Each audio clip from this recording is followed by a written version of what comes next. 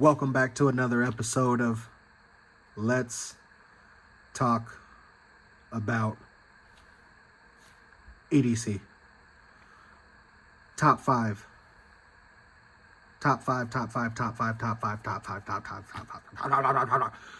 PowerBank.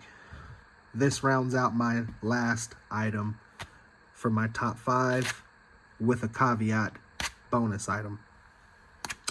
So, number five, PowerBank. Got to have something to charge up your phone and all your toys, your gadgets, your woot suits. Okay, this one happens to be an iHome for magnetic charging for an iPhone.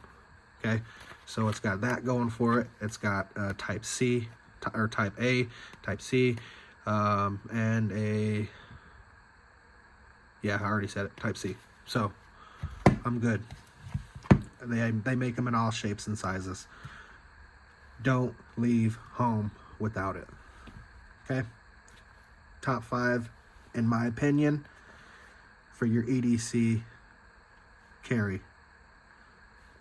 Okay? Debate? Debate. We'll leave this conversation right here. Yeah? Yeah. Okay. If you have anything to add, leave a comment.